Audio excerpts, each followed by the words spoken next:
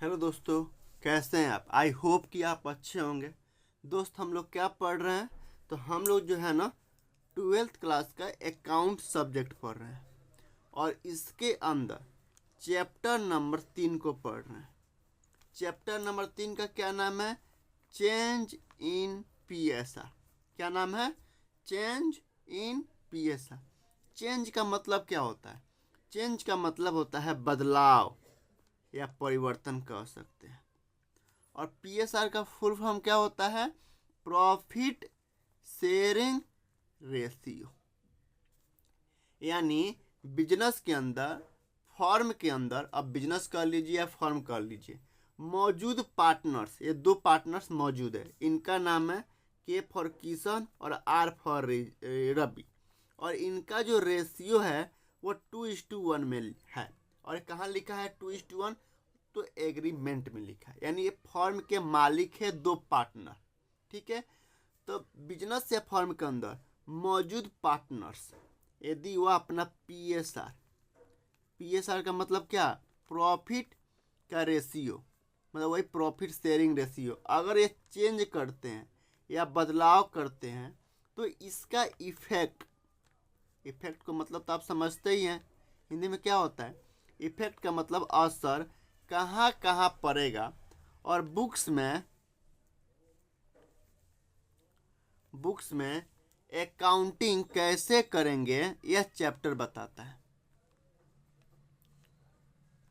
Books में accounting कैसे करेंगे यह चैप्टर बताता है। और इसके अंदर जो है ना हम लोग ने बहुत सारे कंसेप्ट को पढ़ लिए हैं, जैसे कि सेक्रीफाइजिंग रेशियो कैसे निकालते हैं, good sacrificing and gaining ratio कैसे निकालते हैं, गुडविल का ट्रीटमेंट कैसे करते हैं, ट्रीटमेंट ऑफ अनडिस्ट्रीब्यूटेड प्रॉफिट कि ट्रीट मतलब मतलब पीएसआर चेंज होने पर अनडिस्ट्रीब्यूटेड प्रॉफिट को ट्रीट कैसे करते हैं, अनडिस्ट्रीब्यूटेड लॉसेज को कैसे ट्रीट करते हैं यदि पीएसआर चेंज करते हैं। तो आज हम लोग सीखेंगे, यानी टुडे आज हम लोग पढ़ेंगे, मतलब आज हम लोग जो कॉन्सेप्ट सीखने जा रहे हैं, जो टॉपिक पढ़ने जा रहे हैं, कंसेप्ट का ये टॉपिक कह लीजिए, इसका नाम है revaluation of asset and liability. क्या नाम है? Revaluation.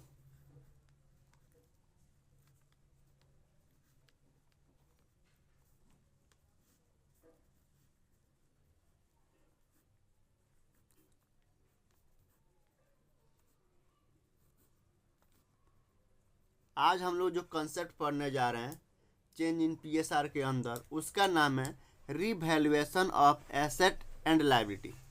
Revaluation of asset and liability.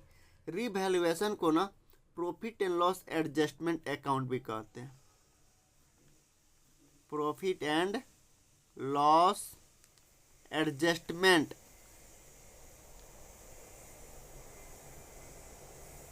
Profit and loss adjustment account भी कहते हैं। मतलब रिवैल्यूएशन जो है ना, जिस तरह प्रॉफिट एंड लॉस अकाउंट बनाते हैं ना, जिसमें डेबिट साइड में एक्सपेंसेस को लिखते हैं और क्रेडिट साइड में इनकम को लिखते हैं, उसी तरह रिवैल्यूएशन में भी डेबिट साइड में एक्सपेंसेस को और एसेट क्रेडिट साइड में इनकम को दिखाएंगे। यानी इसका जो नेचर होता है ना, रिवैल्यूएशन का जो नेचर होता है, ये भी नॉमिनल नेचर का ही होता है।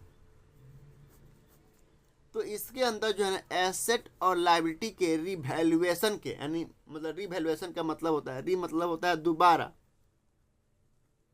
और वैल्यूएशन का मतलब होता है मूल्य निकालना। यानी एसेट और लायबिलिटी का जब हम दोबारा मूल्य निकालेंगे ना, तो जो भी प्रॉफिट होगा या जो भी नुकसान होगा उसे हम रिवैल्यूएशन अकाउंट के अंदर दिखाएंगे। ठीक है। अब सवाल उठता है कि सर एसेट और लायबिलिटी का रिवैल्यूएशन करना क्यों जरूरी है, कि मतलब क्यों करते हैं, वाई मतलब रिवैल्यूएशन क्यों बनाते हैं? तो अलग अलग रीजन है। पहला कारण है कि यही कारण है कि अगर फर्म में मौजूद पार्टनर यदि अपना वो पीएसआर चेंज करते हैं तो रिवैल्यूएशन अकाउंट तो बनाते ही बनाते हैं, रिवैल्यूएशन अकाउंट बनाते हैं। दूसरा कारण है कि यदि मतलब रिवैल्यूएशन अकाउंट बनाएंगे, अगर पार्टनर कहेगा तो रिवाइज बैलेंस शीट भी बनाएंगे, अगर पार्टनर नहीं कहेगा तो रिवाइज बैलेंस शीट नहीं बनाएंगे, लेकिन रिवैल्यूएशन अकाउंट बनाते हैं। दूसरा कारण है कि अगर फर्म के अंदर मान लीजिए फर्म में दो पार्टनर है, अगर फर्म के अंदर कोई नया पार्टनर, मान लीजिए न्यू पार्टनर है, कोई नया पार्टनर एंट्री करता है तब भी जो है ना रीवैल्यूएशन अकाउंट बनाते हैं, और पार्टनर कहेगा तो रिवाइज बैलेंस शीट बनाएंगे, और पार्टनर नहीं कहेगा तो रिवाइज बैलेंस शीट नहीं बनाएंगे, लेकिन रीवैल्यूएशन अकाउंट बनाएंगे। उसी तरह दूसरा कारण, तीसरा कारण है कि अगर पार्टनर फर्म से चला जाता है, कोई पार्टनर फर्म से बाहर निकल जाता है, यानी रिटायर बोलते हैं, कि अगर पार्टनर जो हम आगे पढ़ेंगे, एडमिशन पढ़ेंगे, रिटायर पढ़ेंगे, सब पढ़ेंगे, तो अगर कोई पार्टनर फर्म से रिटायर कर जाता है तब भी जो है ना रीवैल्यूएशन अकाउंट बनाते हैं, और पार्टनर से पूछेंगे, पार्टनर कहेगा कि रिवाइज बैलेंस शीट बनाइए तो बनाएंगे, अगर पार्टनर कहेगा कि रिवाइज बैलेंस शीट नहीं बनाइए तो नहीं बनाएंगे। उसी तरह कोई फर्म, मान लीजिए फर्म के अंदर 3 पार्टनर है, फर्म के अंदर कोई पार्टनर डेथ कर जाए, एक को काटते देते हैं, कोई पार्टनर डेथ कर जाए, मतलब किसी पार्टनर की मृत्यु हो जाती है, तब भी जो है ना रीवैल्यूएशन अकाउंट बनाते हैं, और एसेट एंड लायबिलिटी का रिवाइज करते हैं, नहीं करते हैं पार्टनर से पूछ के हम लोग करेंगे। जैसे एग्जांपल समझ, जैसे मान लीजिए एक ईयर है, ये फाइनेंशियल ईयर है 22 और 23 है, ठीक है। इसके अंदर 22-23 में ये एक फर्म है, मान लीजिए एक फर्म है, फर्म के अंदर 2 पार्टनर है, 2 पार्टनर है, एक किशन हो गया और ये रवि हो गया, और इनका जो रेशियो है, मतलब प्रॉफिट शेयरिंग रेशियो जो है वो 2:1 में है, यानी एग्रीमेंट में लिखा हुआ है कि जो भी फर्म को जो भी प्रॉफिट होगा ना, यानी फर्म जो है पार्टनर को जो भी देगा वो 2:1 में देगा, दोनों पार्टनर को 2:1 में देगा। ये पार्टनर है, ठीक है, फर्म के 2 पार्टनर है, इनका रेशियो 2:1 है, 22-23 में इनका रेशियो 2:1 में। और आपको पता ही है कि एसेट और लायबिलिटी कहाँ दिखाते हैं, मतलब हर साल जो है साल के एंड में, जब साल एंड होता है ना तो हम बैलेंस शीट बनाते हैं। तो चलिए 31 दिन बैलेंस शीट बनाते हैं। एक बैलेंस शीट है एज ऑन 31/3/23 को एक बैलेंस शीट बनाते हैं, और बैलेंस शीट में लेफ्ट हैंड साइड में क्या होता है, लायबिलिटी होता है, यानी लायबिलिटी पोर्शन को दिखाते हैं, और राइट हैंड साइड में एसेट्स को दिखाते हैं। एक डमी बैलेंस शीट है, टैली नहीं करेगा, मैं आपको समझाने के लिए ये बना रहा हूँ, ठीक है। और एसेट में पड़ा है बिल्डिंग, एक बिल्डिंग पड़ा है 1 लाख रुपया का, मशीन पड़ा है, एक मशीन है 85,000 रुपया का, फर्नीचर है 50,000 रुपया का। और बैलेंस शीट में हम जो भी ये जितना भी एसेट होता है ना, हर एक एसेट जो होता है ना वो कॉस्ट पे लिखते हैं। आपको तो पढ़ाई होंगे, हम पढ़ाए ना हिस्टोरिकल कॉस्ट प्रिंसिपल, यदि आप वो नहीं पढ़े बाबू तो आप वो पढ़ लीजिए। हिस्टोरिकल कॉस्ट प्रिंसिपल क्या कहता है कि बिजनेसमैन अपने बिजनेस के लिए जो भी एसेट खरीदेगा तो जितना में वो खरीदेगा उतना ही में रिकॉर्ड करेगा। ये सब क्या है, कॉस्ट प्राइस है, ठीक है, एक कॉस्ट प्राइस है। तो मान लीजिए, चलिए लायबिलिटी में कुछ नहीं है, मान लीजिए एक क्रेडिटर है, वैसे हम क्रेडिटर से बाकी कैपिटल लिख लीजिएगा, ठीक है। तो अगर हम मान लीजिए 22-23 तारीख को, मतलब 31/3/23 को अगर बिजनेस क्लोज हो जाए, मतलब बिजनेस बंद कर दिया जाए, तो ये जो फर्म है क्या करे, फर्म के लिए तो ये सब लायबिलिटी है, बेच के सारे चीज़ किसे दे देगा, ये 2 पार्टनर को दे देगा, किशन को और रवि को दे देगा। तो मान लीजिए 31/3/23 को बिजनेस क्लोज होने वाला है, तो अब क्या करेंगे, हम मार्केट में दाम पूछेंगे, हम मतलब फर्म जो है मार्केट में दाम पूछेगा कि भैया बिल्डिंग ये कितने का, कितना में बिक जाएगा। पता है बिल्डिंग का दाम लगा 1,40,000 रुपया, यानी 40,000 क्या है, ज़्यादा मिल रहा है। तो यह क्या है, एक तरह का इनकम है, और इनकम को कहाँ दिखाएंगे, क्योंकि एसेट और लायबिलिटी का हम क्या कर रहे हैं, मतलब एसेट और लायबिलिटी का रिवैल्यू कर रहे हैं, दोबारा से वैल्यू पता कर रहे हैं। तो इसके लिए हम कौन सा अकाउंट में डालेंगे, रिवैल्यूएशन अकाउंट बनाएंगे हम, मतलब फॉर्म बनाएगा रिवैल्यूएशन अकाउंट, ताकि वो जान सके कितना प्रॉफिट हो रहा है, कितना मतलब लॉस हो रहा है एसेट एंड लायबिलिटी के रिवाइज करने से, रिवैल्यूएशन करने से। तो रिवैल्यूएशन अकाउंट बनाइए, या profit and loss adjustment account भी कह सकते हैं। और सेम वैसे ही बनाते हैं जैसे आप प्रॉफिट एंड लॉस अकाउंट बनाते हैं। इधर पार्टिकुलर्स होता है, इधर अमाउंट होता है, यही होता है ना, फिर इधर पार्टिकुलर्स होता है और इधर अमाउंट होता है, और लेफ्ट हैंड साइड में क्रेडिट और राइट हैंड साइड में डेबिट को लिखते हैं, यानी नुकसान को किधर लिखते हैं, डेबिट साइड में, और जो फायदा है यानी मुनाफा को किधर लिखते हैं, क्रेडिट साइड में।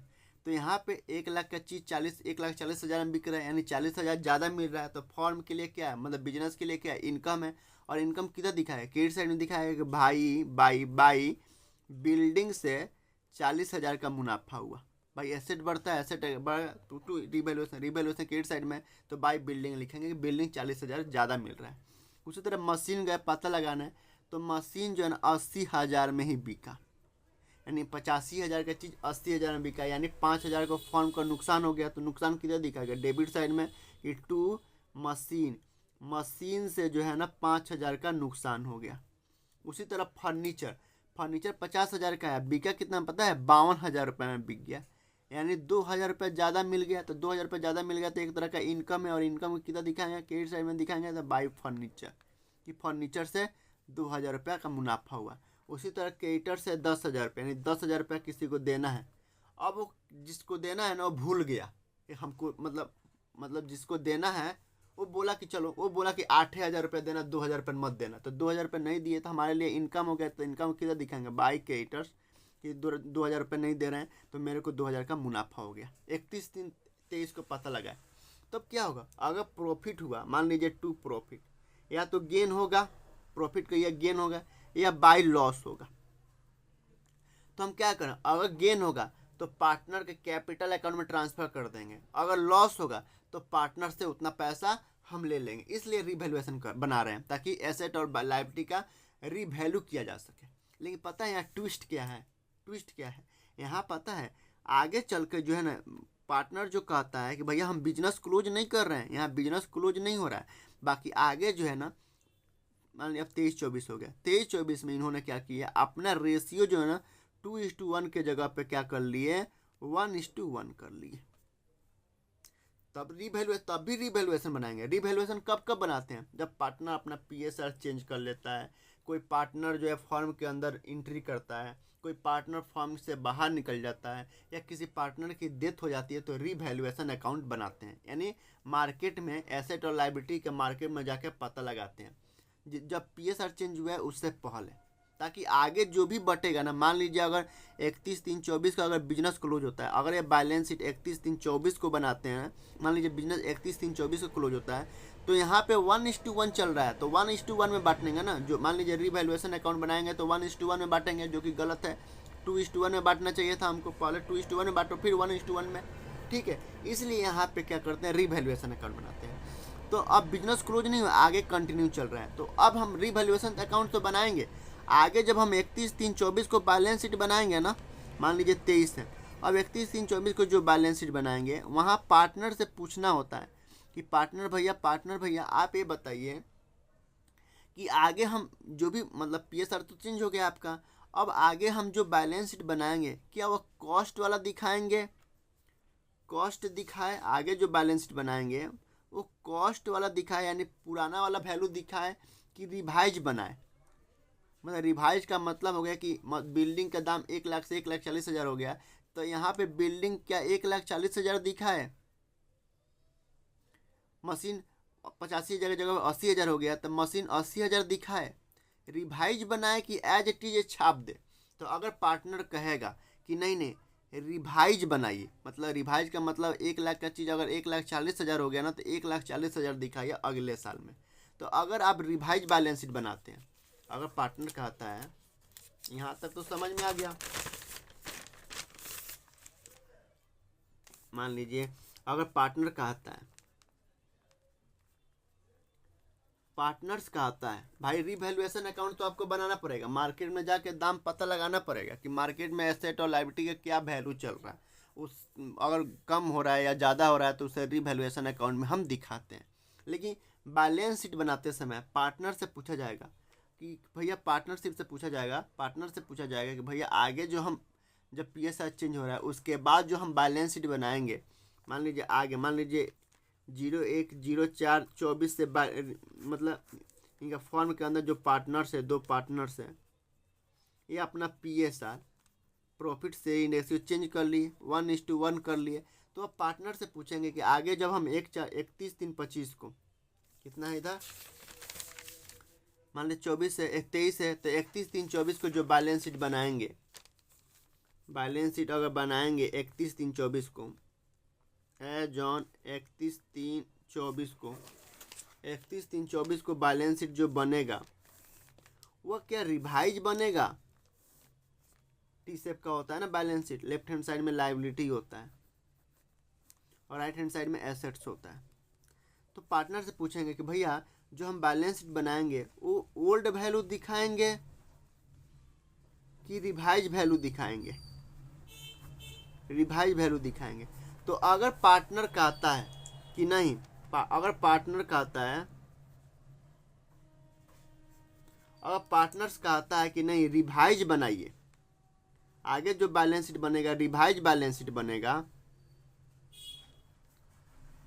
तो क्या करेंगे? अगर तो जो रीवैल्यूएशन अकाउंट बनाया है ना, तो रीवैल्यूएशन अकाउंट में प्रॉफिट के केस में यानी गेन के केस में हम कैसे डिस्ट्रीब्यूट, अगर गेन हो रहा है तो उसे हम करेंगे रीवैल्यूएशन अकाउंट डेबिट। रिवाइज बनाने पर रीवैल्यूएशन अकाउंट को डेबिट करेंगे और टू पार्टनर कैपिटल अकाउंट करेंगे। पार्टनर कैपिटल या करेंट अकाउंट करेंगे। और किस रेशियो में? ओल्ड रेशियो में। ओल्ड पार्टनर को जो भी प्रॉफिट हो रहा है, ओल्ड पार्टनर को ओल्ड रेशियो में प्रॉफिट को बांट देंगे। यानी बीइंग अमाउंट डिस्ट्रीब्यूट, नरेशन लिखिएगा, being amount distribute old partner to old ratio.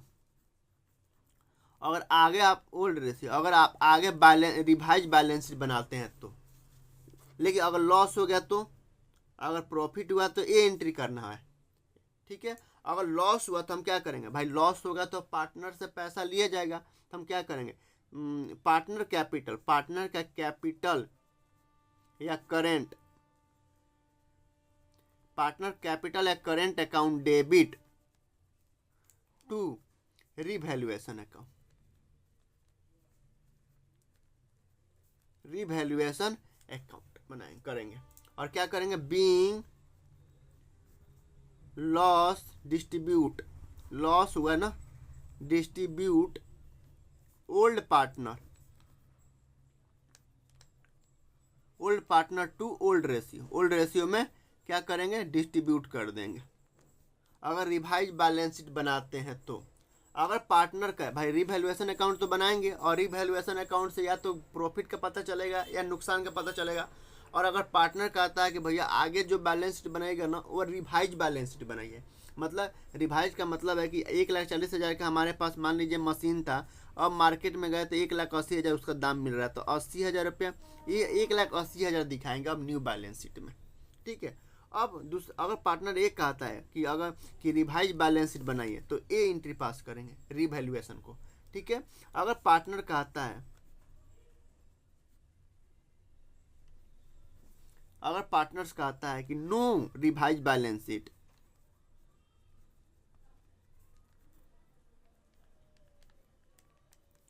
No revise balance sheet, यानी रिवाइज बैलेंस शीट मत बनाइए। इसका मतलब है कि वो कहना चाहता है कि जो पुराने वाले बैलेंस शीट में जो वैल्यू है ना, इसका मतलब पार्टनर कहना चाहता है कि ये जो बैलेंस शीट में जो वैल्यू है ना, 1,00,000 रुपया, 85,000 रुपया, 50,000 रुपया, 10,000 रुपया, ये जो बैलेंस शीट है ना वो 31/3/24 को जो बनाइएगा ना बैलेंस शीट, अगर ये सब आइटम पड़ा है तो ये इतना ही अमाउंट को दिखाना है, रिवाइज नहीं करना है, इतना ही अमाउंट को दिखाना है, ठीक है। तो उस केस में अगर रिवैल्यूएशन अकाउंट बनाए, रिवैल्यूएशन अकाउंट तो बनाएंगे हर हाल में बनाएंगे। अगर पीएसआर चेंज होता है या कोई पार्टनर एंट्री करता है या पार्टनर चला जाता है या डेथ करता है तो रिवैल्यूएशन अकाउंट तो बनाएंगे। और रिवैल्यूएशन अकाउंट बनाएंगे तो या तो गेन पता चलेगा या लॉस पता चलेगा।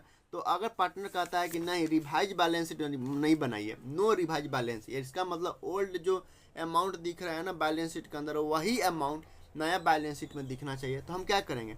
या तो रिवैल्यूएशन अकाउंट बनाएंगे या तो गेन पता चलेगा।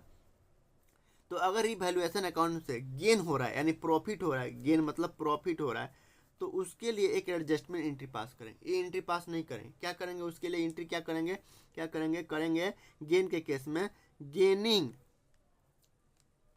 Gaining partner capital account debit to sacrificing partner capital account. Gain के केस में being gain on revaluation, being gain distribute among partner। ठीक है, और नारेशन आप लिख लीजिएगा। ठीक है, ये पहला एंट्री करेंगे। अगर फॉर्म को अगर रिवैल्यूएशन से लॉस का पता चल रहा है तो अगर लॉस हो रहा है तो लॉस के केस में हम एंट्री करेंगे, और पार्टनर कह रहा है कि नहीं रिवाइज बैलेंस शीट नहीं बनाना है, तो हम क्या करेंगे एंट्री करेंगे sacrificing partner capital account debit, उल्टा कर देंगे इसके, to gain partner capital account. ये एंट्री पास करेंगे। Being amount distribute among partner, ये एंट्री पास करेंगे अगर रिवाइज बैलेंस शीट नहीं बनाते हैं तो। ठीक है, तो मतलब हाँ, एक चीज़ हमेशा याद रखिएगा कि जब भी पार्टनर के बीच में PSR चेंज हो, या कोई पार्टनर नया पार्टनर फर्म के अंदर आ जाए, या कोई पार्टनर रिटायर कर जाए, या कोई पार्टनर डेथ कर जाए, तो उस केस में हमेशा रिवैल्यूएशन अकाउंट बनाते हैं। अब रिवाइज बैलेंस शीट बनाएंगे कि नहीं बनाएंगे वो पार्टनर से पूछेंगे। अगर पार्टनर कहता है कि नहीं रिवाइज बैलेंस शीट बनाना है, तो फिर अगर रिवैल्यूएशन में गेन हुआ है तो ओल्ड रेशियो में बांट दीजिए, लॉस हुआ है तो ओल्ड पार्टनर से ओल्ड रेशियो में ले लीजिए। लेकिन कहता है कि नहीं रिवाइज बैलेंस शीट नहीं बनाइए, जो अमाउंट दिया है ना, जो बैलेंस शीट में जो फिगर है ना, वही फिगर यहाँ पे आना चाहिए, यानी कॉपी पेस्ट वही करना, वही अमाउंट, यानी कॉस्ट ही लिखना है, ओल्ड वैल्यू ही लिखना है। तो हम एक एडजस्टमेंट एंट्री पास करेंगे। अगर रिवैल्यूएशन से गेन हो रहा है तो गेन को केस में हम क्या करेंगे, gaining partner capital account debit to sacrificing partner capital account. और गेनिंग सेक्रीफाइजिंग कैसे निकालते हैं ये आप सीख चुके हैं। उसी तरह लॉस हुआ तो sacrificing partner capital account debit to gaining partner capital account करेंगे। और लॉजिक में देखिए ना, मान लीजिए कि 1 लाख का चीज़ है, हम आगे बैलेंस शीट बना रहे हैं तो आगे भी 1 लाख दिखा रहे हैं, तो यहाँ पे तो यही चीज़ बटना चाहिए 2:1 में। भाई बटना चाहिए 2:1 में बटना चाहिए, लेकिन बट रहा है 1:1 में। तो हम क्या करें, किसी को ज़्यादा मिलेगा किसी को कम मिलेगा, तो इसलिए एक एडजस्टमेंट एंट्री पास करते हैं। उसको क्या करते हैं, वही प्रॉफिट होगा। रिवैल्यूएशन में अगर प्रॉफिट हो रहा है यानी गेन हो रहा है तो gaining partner capital account debit to revaluation account. अगर लॉस हो रहा है तो रिवैल्यूएशन पार्टनर मतलब वही sacrificing partner capital account debit to gaining partner capital account. तो और क्वेश्चन करेंगे ना आगे, जब हम लोग क्वेश्चन करेंगे ना, जब क्वेश्चन देखेंगे, क्वेश्चन करेंगे, क्वेश्चन को जब सोल्व करेंगे ना तो और क्लियर होगा आपको। चलिए अब कब प्रॉफिट हो सकता है, देखिए जब एसेट बढ़ेगा, मान लीजिए एसेट बढ़ेगा, एसेट बढ़ता है तो डेबिट करते हैं। मान लीजिए इंक्रीज इन एसेट, अगर एसेट में इंक्रीज हो रहा है, अगर एसेट इंक्रीज हो रहा है तो प्रॉफिट होगा, क्योंकि एसेट बढ़ता है तो डेबिट करेंगे, तो हमको एक तरह का इनकम ही है ना, हुआ ना। उसी तरह अगर लायबिलिटी घटता है, डिक्रीज इन लायबिलिटी, अगर लायबिलिटी में डिक्रीज होता है तब भी हमारे लिए एक तरह का फायदा ही है, कहीं लायबिलिटी घट गया तो एक तरह का इनकम ही है ना। लायबिलिटी बढ़ता है तो क्रिएट करते हैं, एक तरह का नुकसान है, और लायबिलिटी घटता है तो एक तरह का फायदा है। अगर नया लायबिलिटी आ गया, नया कोई नया आपने एसेट खरीदा, तो एसेट खरीदा तो एक तरह का न्यू एसेट आ गया। न्यू एसेट से आप यदि परचेज करते हैं तब भी फायदा होगा, तो इसको क्या करेंगे, डेबिट करेंगे, डेबिट करेंगे। और क्रिएट क्या करेंगे, रिवैल्यूएशन अकाउंट करेंगे, टू रिवैल्यूएशन अकाउंट करेंगे। क्योंकि मान लीजिए अगर एसेट बढ़ रहा है, मान लीजिए 40,000 का एसेट है और 50,000 में बिक रहा है, तो 10,000 का बढ़ रहा है तो एक तरह का इनकम ही हुआ ना। उसी तरह लायबिलिटी देना था 40,000 रुपया, अब दे रहे हैं 30,000 रुपया, तो लायबिलिटी घट रहा है 10,000 से, तो एक तरह का फायदा ही है। एक नया एसेट खरीद लिए 50,000 का, तो नया एसेट खरीद लिए तो एक तरह का वह इनकम ही है। भाई बेचेंगे आज नहीं तो कल बेचेंगे तो पैसा ही मिलेगा। तो क्या है, तो क्या करेंगे, increase in asset account decrease in liability account debit to new asset account debit to revaluation account. और रिवैल्यूएशन क्रेडिट साइड में है तो इसको क्या लिखेंगे, बाई लिखेंगे ऐसा। उसी तरह अगर एसेट जो है डिक्रीज कर रहा है, एसेट का वैल्यू घट गया तो एक तरह का नुकसान है, तब क्या करेंगे, रीवैल्यूएशन अकाउंट डेबिट करेंगे। डेबिट साइड में लिखेंगे मतलब एंट्री क्या करेंगे, revaluation account debit to decrease in asset, asset घट गया, डिक्रीज इन एसेट, एसेट्स में कमी आ गई। मान लीजिए कि 80,000 के एसेट है, बिक रहा है 70,000 में, तो 10,000 का क्या हो रहा है, नुकसान हो रहा है। तो नुकसान हो रहा है तो नुकसान को किधर दिखाएंगे, रीवैल्यूएशन के अकाउंट के डेबिट साइड में। उसी तरह लायबिलिटी बढ़ रहा है, तो लायबिलिटी बढ़ रहा है तो हमारे लिए नुकसान ही है ना, तो एक तरह का नुकसान ही है। इंक्रीज इन लायबिलिटी, अगर लायबिलिटी में इंक्रीजमेंट हो रहा है तो एक तरह का नुकसान ही है। मान लीजिए कि एक लायबिलिटी बढ़ गया, मान लीजिए एक प्रोविजन फॉर डाउटफुल डेब्ट कि 5,000 का एक RDD बनाइए, रिजर्व फॉर डाउटफुल डेब्ट बनाइए, तो एक तरह का नुकसान ही है ना भाई। तो लायबिलिटी बढ़ गया तो क्रिएट करेंगे। उसी तरह एक नया लायबिलिटी, कोई नया न्यू लायबिलिटी आ गया, टू न्यू लायबिलिटी। भाई हमने किसी से 10,000 का सामान खरीद लिया, क्रेडिटर से एक हमारा क्रेडिटर से बढ़ गया, तो एक तरह का नुकसान ही है भैया कि 10,000 पेमेंट करना पड़ेगा, तो न्यू लायबिलिटी बढ़ गया तब भी नुकसान होगा। तो इधर अगर ये 3 काम हो रहा है तो किधर दिखाएंगे, रीवैल्यूएशन अकाउंट डेबिट साइड में दिखाएंगे। फिर या तो गेन होगा नहीं तो लॉस होगा, या तो गेन होगा टू गेन होगा या बाय लॉस होगा। तो उस समय पार्टनर से पूछेंगे कि आगे जो हम बैलेंस शीट बनाएंगे तो रिवाइज बनाएंगे कि रिवाइज नहीं बनाएंगे। अगर कहेगा कि रिवाइज बनाना है तो गेन होगा तो ओल्ड रेशियो में बांट दीजिएगा, revaluation account debit to partner capital account. अगर लॉस होगा तो partner capital account debit to partner capital या current account debit to revaluation account. अगर पार्टनर कहे नहीं रिवाइज बैलेंस शीट नहीं बनाना है तो फिर हम क्या करेंगे, एक एडजस्टमेंट पास करेंगे और उसको क्या बोलते हैं, अगर गेनिंग के केस में रीवैल्यूएशन में गेन हो रहा है तो करेंगे gaining partner capital account debit to sacrificing partner capital account. अगर रीवैल्यूएशन में लॉस हो रहा है तो करेंगे sacrificing partner capital account debit to gaining partner capital account. तो आई होप कि इतना आपको समझ में आया होगा और क्वेश्चन जैसे आगे करेंगे ना तो और क्लियर होगा। ठीक है, तो चलिए बाय, आज के लिए इतना है, बाय, फिर कल मिलते हैं, बाय बाय।